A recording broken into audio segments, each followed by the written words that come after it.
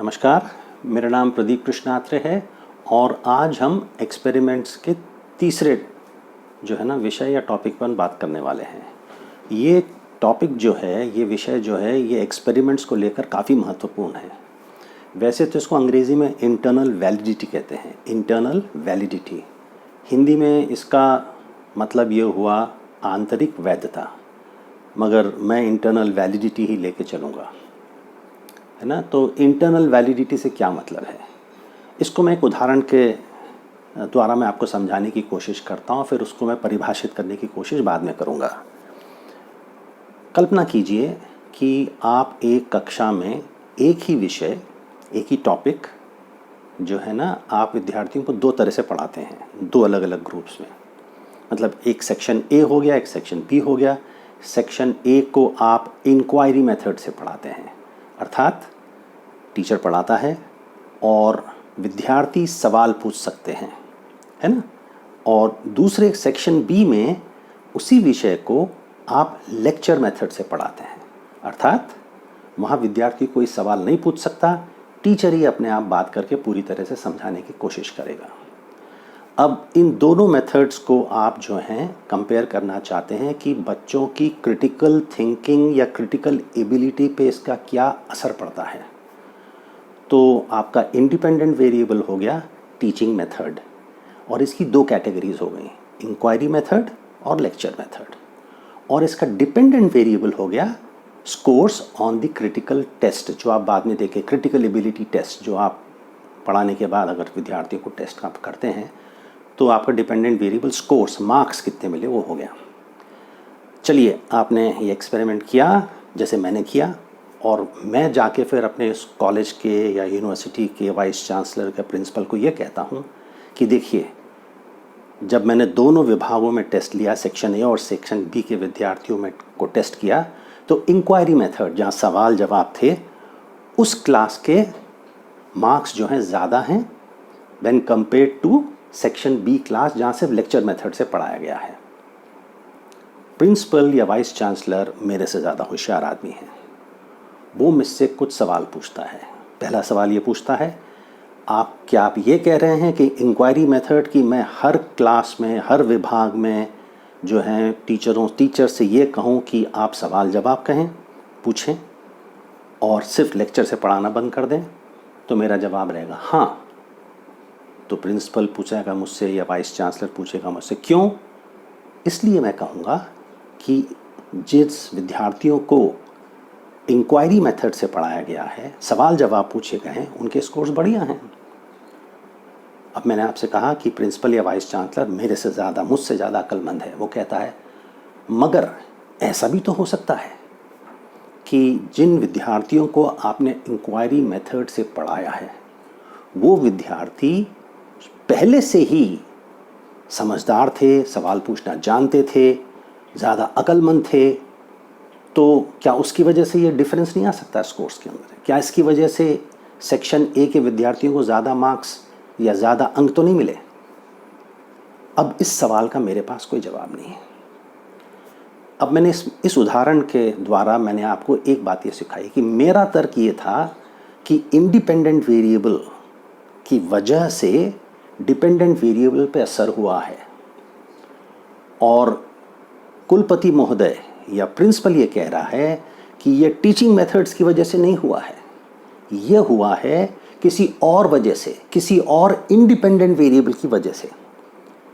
तो यहाँ internal validity का मामला आ जाता है ना। और क्योंकि टीचर भी, वो कुलपति या प्रिंसिपल भी सही हो सकता है, क्योंकि मैंने टेस्ट ही नहीं किया था, मुझे पता ही नहीं लगाया था कि क्या सेक्शन ए के विद्यार्थी ज़्यादा समझदार हैं, ज़्यादा पढ़े लिखे हैं, ज़्यादा अक्लमंद हैं, क्या दूसरे क्लास में भी वो सवाल जवाब करते हैं, क्या उनको पहले से ही स्कूल में या कॉलेज में ही अब ऐसा सिखाया गया था कि आप सवाल कर सकते हैं। कई कारण हो सकते हैं, है ना, इसकी वजह। और मैंने इसका सवाल का पता नहीं लगाया था। तो जो दूसरा इंडिपेंडेंट वेरिएबल है, अर्थात कि वो पहले से ही ज़्यादा सक्षम थे, ज़्यादा समझदार थे, ज़्यादा सवाल पूछना जानते थे, इसको अपन रिसर्च की भाषा में या एक्सपेरिमेंट की भाषा में हम लोग कहते हैं extraneous variable.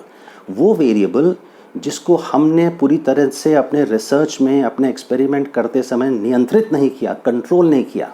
We did not account for this, we did not control this, मगर उसका असर हो सकता है डिपेंडेंट वेरिएबल पे। इसको अपन कहते हैं एक्सट्रेनियस। वैसे एक्सट्रेनियस का मतलब ये बाहर का, बाहर वाला, दूसरा, है ना।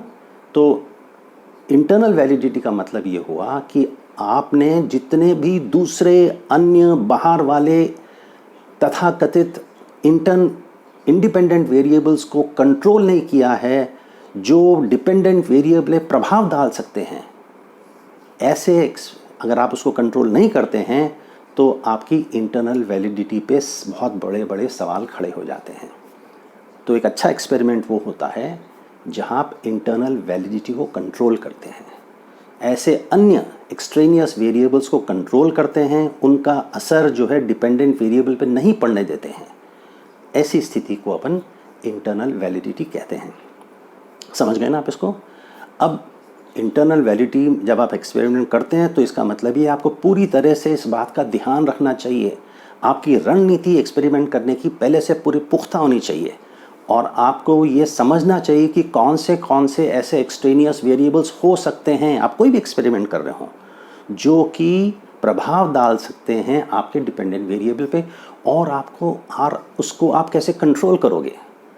तो एक अच्छा रिसर्चर, शोधकर्ता, एक अनुभवी शोधकर्ता, एक प्रोफेशनल व्यावसायिक शोधकर्ता इन सब बातों का पूरी तरह से ध्यान देता है, और ये सुनिश्चित करता है कि अगर आपको डिपेंडेंट वेरिएबल में कोई ज़्यादा डिफरेंस दिखता है दो ग्रुप्स के बीच में, सेक्शन ए और सेक्शन बी में, तो वो डिफरेंस केवल इंडिपेंडेंट वेरिएबल की वजह से हो, जिसको आपने तय किया है कि ये इंडिपेंडेंट वेरिएबल है, और किसी वजह से ना हो।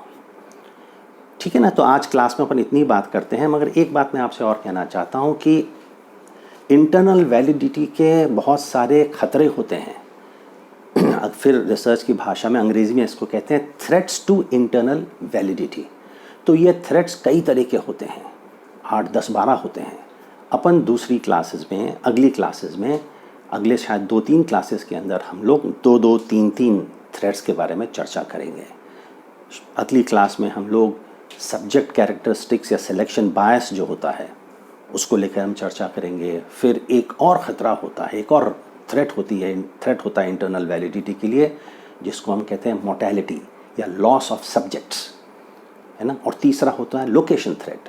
आप कहाँ अपनी स्टडी एक्सपेरिमेंट को कहाँ कर रहे हैं, आप वो पूरी सुविधा 1-2 क्लासरूम में कर रहे हैं तो सुविधाएं बिल्कुल एक जैसी हैं क्या? ऐसा तो नहीं है कि एक क्लासरूम में एसी चल रहा है, दूसरे क्लासरूम में एसी नहीं चल रहा है। ये भी शायद असर डाल सकता है कि गर्मी का मौसम है, अप्रैल मई में आप टेस्ट ले रहे हैं, एक्सपेरिमेंट कर रहे हैं, एक क्लास में एसी है, दूसरे में एसी नहीं है, लोकेशन थ्रेट हो गया। मोर्टेलिटी का मतलब या लॉस ऑफ सब्जेक्ट्स का मतलब ये हुआ कि आपने एक्सपेरिमेंट तो शुरू किया आज, और समझिए एक्सपेरिमेंट थोड़ा लंबा चलता है, 2 हफ्ते, 3 हफ्ते, 4-5 दिन चलता है, और शुरू में तो एक कक्षा में सब विद्यार्थी आते हैं, मगर धीरे धीरे विद्यार्थी कम होना शुरू हो जाते हैं, और आखिरी में जब आप उसका टेस्ट लेते हैं, है ना, जब आप प्रश्नावलियों को देते हैं, तो आपके पास आपने शुरू किया था सेक्शन ए में 40, सेक्शन बी में 40, और एक सेक्शन में एकदम से जो है विद्यार्थी कम हो जाते हैं।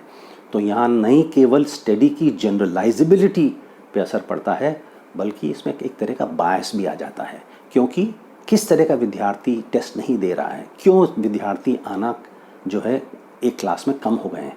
तो इस बारे में अपन सब चर्चा करेंगे अगली क्लास में। फ़िलहाल अपन ने इंटरनल वैलिडिटी को समझने की कोशिश की, और मैंने आपसे ये भी बताया कि थ्रेट्स टू इंटरनल वैलिडिटी होते हैं, जिनका आपको पूरी तरह से ध्यान रखना चाहिए।